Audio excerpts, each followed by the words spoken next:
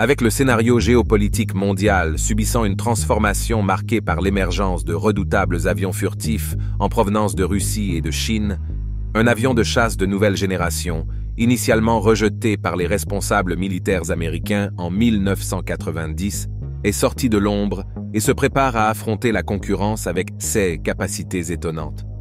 Des questions entourent cet avion de chasse furtif polyvalent qui a trouvé son chemin jusqu'au Japon.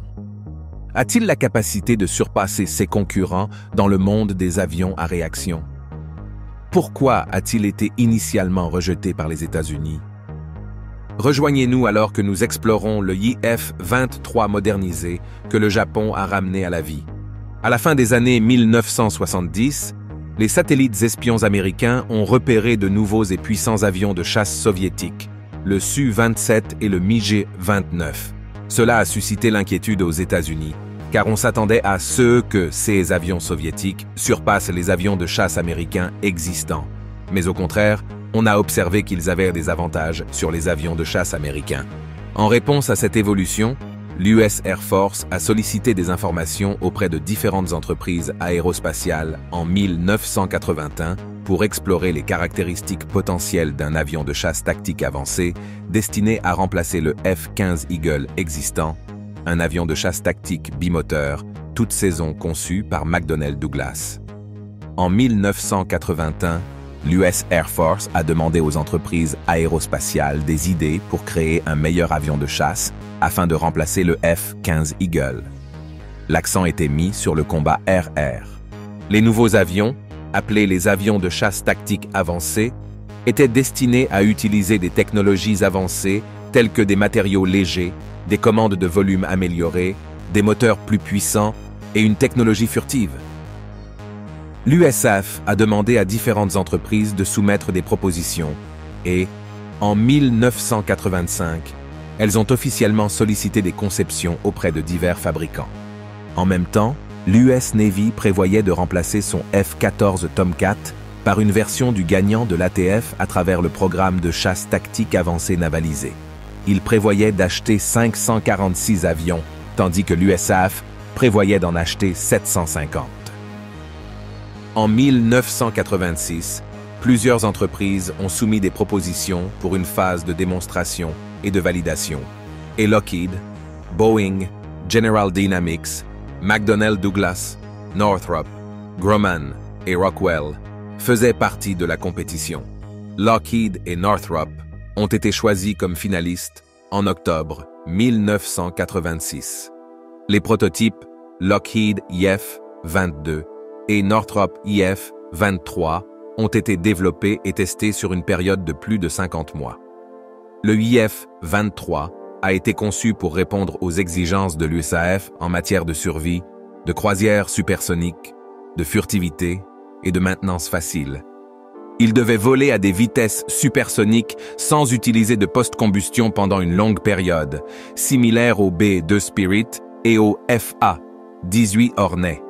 Le prototype du UIF-23, nommé Grey Ghost, a effectué son premier volume en 1990, suivi du deuxième prototype, surnommé Spider, en 1991. Les avions étaient conçus pour être moins détectables par les radars et les systèmes infrarouges. Le IF-23 avait des caractéristiques uniques et son prototype avait brièvement une forme de sablier rouge peinte dessus pour éviter les blessures au personnel au sol, ressemblant à la marque d'une veuve noire.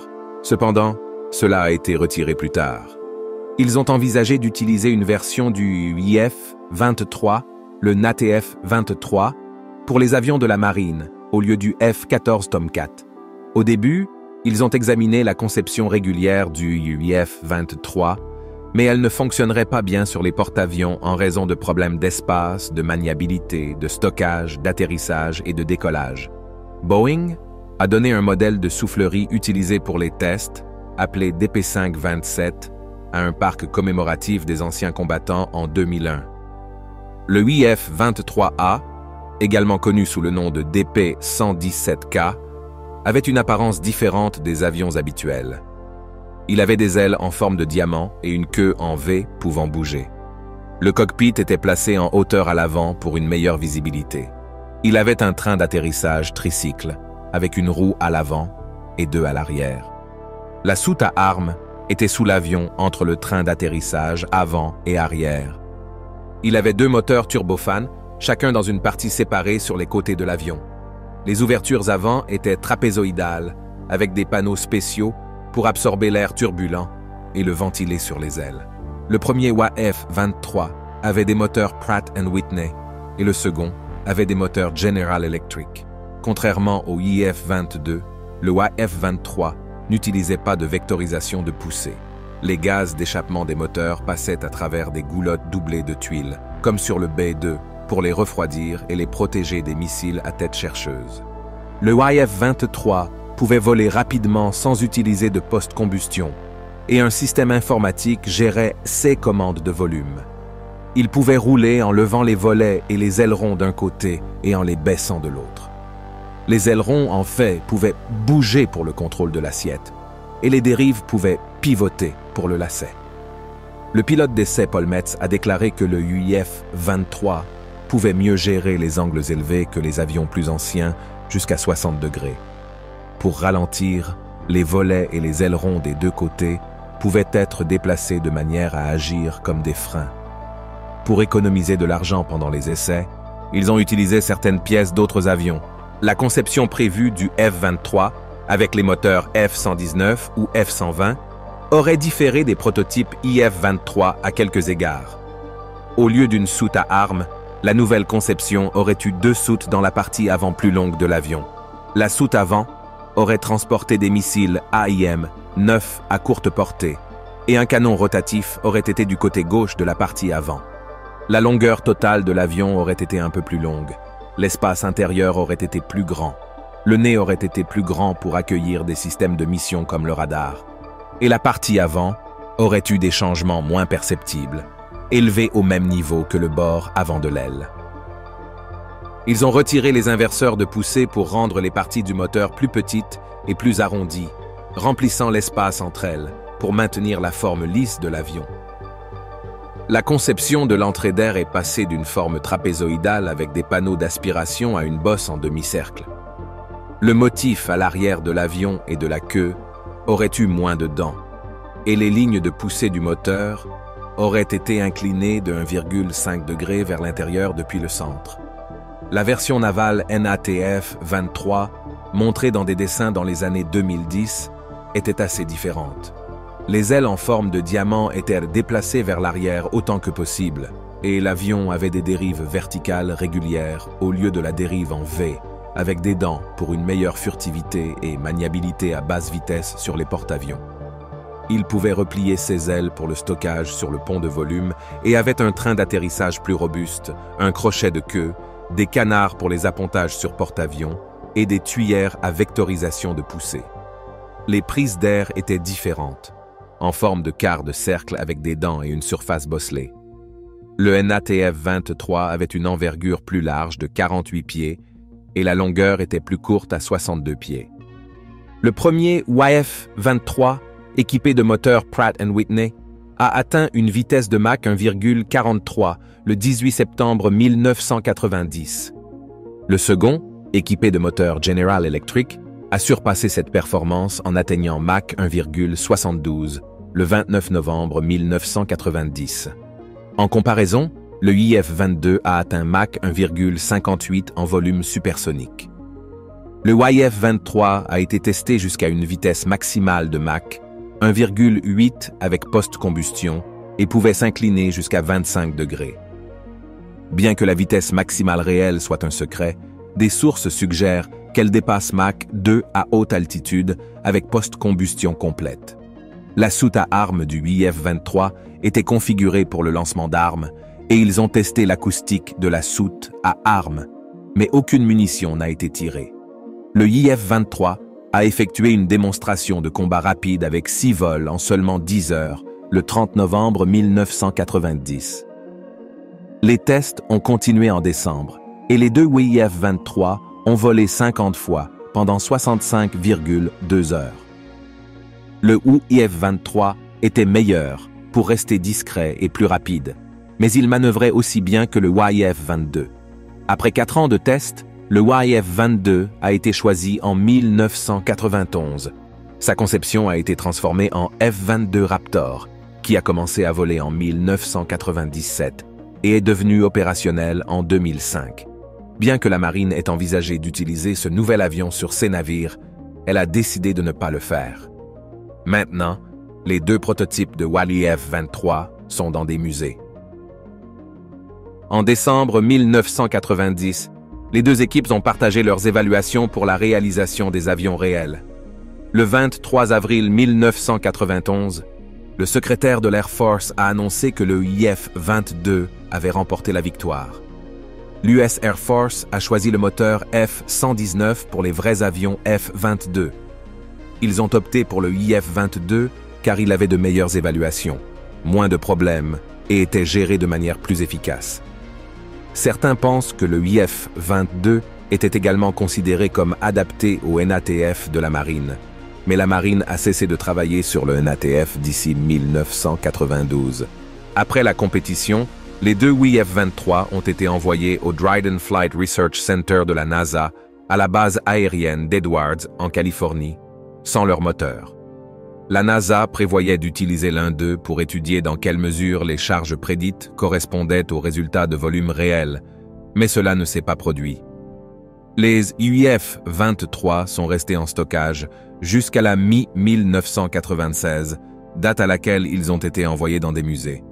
Après cette défaite, le YF-23 a complètement disparu pour réapparaître au Japon, à des milliers de kilomètres de son lieu de naissance, mais contrairement à quand il a été rejeté, ce chasseur a refait surface dans une réincarnation modernisée, à des milliers de kilomètres de son lieu de naissance. La décision du Japon de faire revivre le YF-23 dans le cadre du programme ambitieux de chasseurs furtifs F-3 est une manœuvre stratégique qui a des implications profondes pour le paysage de la défense du pays. À la tête de cette entreprise se trouve Mitsubishi Heavy Industries, un géant de l'innovation aérospatiale japonaise. La collaboration avec les géants aérospatiaux américains Lockheed Martin et Northrop Grumman marque un changement crucial dans la stratégie de défense du Japon, signalant une intention de tirer parti de la pointe de la technologie aérospatiale américaine. Au cœur de la résurrection du YF-23 se trouve non seulement la renaissance d'un avion emblématique, mais aussi une manœuvre calculée pour positionner le Japon comme un acteur redoutable sur la scène mondiale de la défense. La collaboration vise à capitaliser sur les forces des deux nations, l'expertise japonaise en électronique et en moteur d'avion, et le bilan éprouvé des États-Unis en matière de technologie furtive. Cette synergie vise stratégiquement à relever les limites inhérentes aux plateformes existantes, en particulier le F-35. Le succès du programme F-3 pourrait positionner le Japon comme un acteur clé dans l'exportation d'avions de chasse avancés, ouvrant des voies à des partenariats stratégiques avec d'autres nations. Cela pourrait contribuer à un paysage de défense mondiale plus interconnecté et collaboratif, où des intérêts et des défis partagés stimulent des initiatives conjointes dans le développement technologique et l'amélioration des capacités. L'une des capacités remarquables du YF-23 est sa vitesse impressionnante, ayant démontré une vitesse de croisière de Mach 1,8 sans post-combustion. Cela souligne ses attributs de haute performance et le positionne comme une force redoutable dans des scénarios exigeant une réponse rapide et une agilité. Au-delà de sa vitesse et de son aérodynamisme, la conception intégrée du circuit du YF-23 offre des avantages par rapport au modèle classique. En réduisant la résistance frontale, cette conception permet une augmentation du volume interne, une caractéristique cruciale pour les avions furtifs, transportant des armements en interne sans compromettre la visibilité radar. Cette caractéristique contribue à la capacité de l'aéronef à engager des cibles aériennes et terrestres, tout en maintenant une quasi-invisibilité dans la portée des armes ennemies. De plus, la puissance technologique du YF-23 est illustrée par sa capacité à maintenir un contrôle efficace à des angles d'attaque supercritiques, atteignant jusqu'à 60 degrés. Dans le domaine des avions de chasse, la manœuvrabilité est un facteur primordial. Cette capacité positionne le YF-23 comme un éventuel changeur de jeu. Le YF-23 ressuscité, dans le cadre de l'initiative F-3, incarne un équilibre stratégique entre manœuvrabilité et furtivité. Cet équilibre technologique est particulièrement notable car il positionne le Japon pour créer un créneau unique dans le paysage mondial de la défense. En collaborant avec des partenaires américains, le Japon vise à tirer parti des avantages technologiques du IF-23, les alignant avec son expertise en électronique et en moteurs d'avion à travers des initiatives telles que le programme ATX. Bien que le programme F-3 semble prometteur, il comporte son lot de défis et de choses à considérer. Ramener le Wally F-23 soulève des questions sur son acceptation aux États-Unis, où les F-22 et F-35 sont déjà en service. En 1990, les États-Unis ont choisi le UAF-22 plutôt que le UAF-23. Introduire un avion similaire maintenant signifie reconnaître des décisions passées et des problèmes potentiels. Pour que le programme F-3 réussisse, il doit obtenir l'approbation de différentes autorités telles que le Pentagone, le Sénat et la Maison-Blanche. Ces décisions sont complexes et impliquent la politique, la stratégie et l'argent. De plus, la manière dont le F-3 est accueilli par l'armée américaine et sa compatibilité avec les capacités existantes seront soigneusement examinées. De plus, le Japon prévoit également d'introduire le FX, également appelé le Godzilla FX, un avion de chasse pouvant opérer efficacement aux côtés du F-3. Le FX est un chasseur furtif bimoteur caractérisé par sa taille considérable. Cette taille vise à étendre la portée du chasseur et à augmenter sa capacité de charge utile. Notamment, les innovations technologiques testées dans le démonstrateur technologique X2 seront intégrées en toute transparence dans le chasseur FX.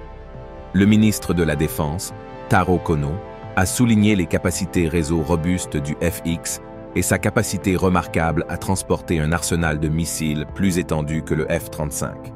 Le processus complexe de création du FX commence par l'élaboration de conceptions initiales détaillées. Ces conceptions ont été soigneusement inspectées à l'aide d'un système numérique 3D. Les plans ont également été ajustés pour correspondre à la manière dont on s'attend à ce que le FX fonctionne et se comporte. Ensuite, une évaluation approfondie est effectuée à l'aide d'un simulateur de haute technologie créé par la division de recherche technique. Des pilotes qualifiés de la force d'autodéfense aérienne japonaise ont utilisé ce simulateur pour examiner de près un grand ensemble de données, y compris l'avionique, les caractéristiques de furtivité et les détails du moteur. L'évaluation comprend des simulations de combat air-air, offrant une vue complète de l'efficacité de la conception et identifiant les zones à améliorer. Le nouveau FX présente de nombreuses améliorations par rapport à l'ancien. Une grande amélioration a été apportée en remplaçant les anciens systèmes hydrauliques par de nouveaux actionneurs électriques pour rendre l'intérieur de l'avion plus efficace. Ce passage aux actionneurs électriques est nécessaire car l'avion doit être furtif, avec des soutes à armes cachées et des conduits d'air. Les actionneurs électriques sont plus faciles à installer car ils nécessitent uniquement un câblage électrique et il n'y a pas besoin de tuyaux hydrauliques compliqués. Ce changement simplifie le processus d'installation, supprime les restrictions, réduit le poids et rend l'avion plus facile à manœuvrer. Ces actionneurs électriques sont utilisés dans le contrôle de volume de l'avion et les systèmes de freinage du train d'atterrissage. L'avion de chasse utilise des techniques modernes pour créer une structure légère et flexible. Ces techniques impliquent la combinaison de matériaux avec moulage adhésif, réduisant les besoins en fixation traditionnelle. La zone autour des moteurs est protégée par des écrans thermiques, permettant l'utilisation de matériaux légers tels que les alliages d'aluminium et les polymères renforcés de fibres de carbone. De plus, des méthodes avancées, telles que la conception assistée par ordinateur et les modèles par éléments finis, aident à vérifier minutieusement la structure de l'avion. En étendant l'utilisation de certains matériaux et techniques à l'ensemble du corps de l'avion, le poids global est réduit et le processus de production devient plus efficace, réduisant le temps nécessaire par rapport aux méthodes habituelles. Pour gérer la chaleur des systèmes avioniques, un système de transfert de chaleur spécial est soigneusement ajouté. Ce système est conçu comme un cycle de réfrigération à compression de vapeur pour renforcer le système de refroidissement par air et liquide. Il aide l'avion à fonctionner correctement en gérant efficacement la chaleur produite. Le FX dispose de capteurs spéciaux pour mieux détecter les avions furtifs. Ces capteurs comprennent un radar qui peut balayer activement les zones, un capteur qui capte les signaux radio sans en envoyer, et une caméra qui fonctionne avec la lumière infrarouge. Les capteurs radar et de fréquence radio utilisent une technologie avancée au nitrure de gallium, les rendant beaucoup plus performants.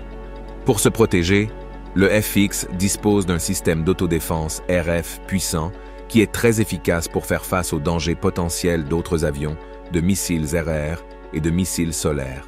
Ce système combine des mesures de soutien électronique et des contre-mesures électroniques.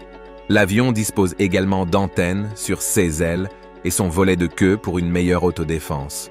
Le système d'affichage monté sur casque de l'avion est également impressionnant.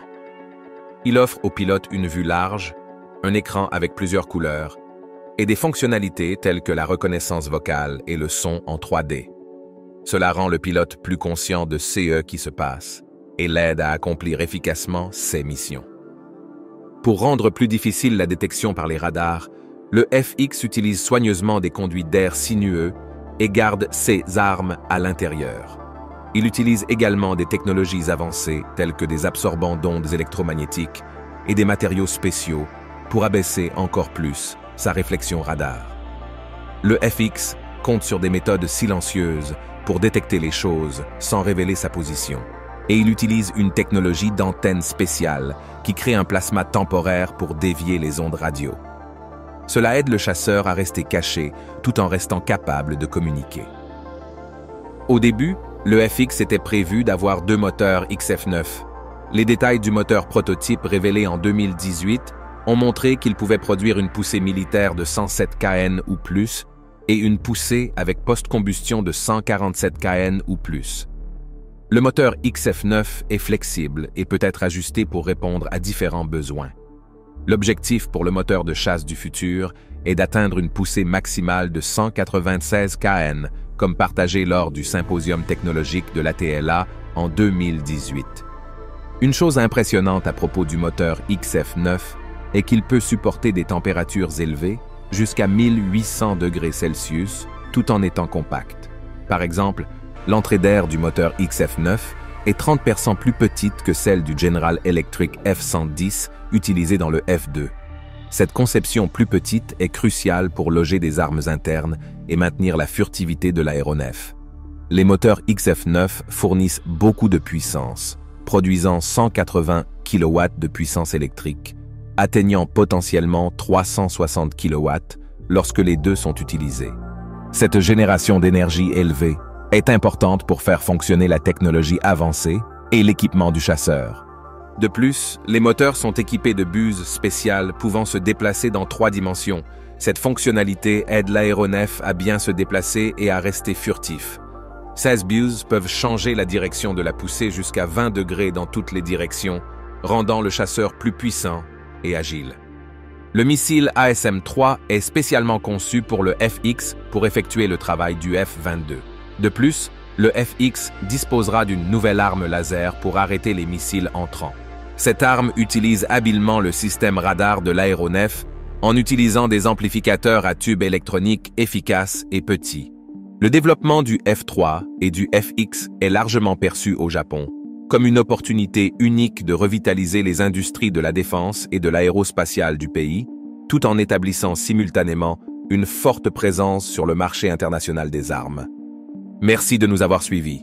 Pendant que vous êtes encore ici, cliquez sur le lien à l'écran pour découvrir une autre de nos vidéos. À bientôt!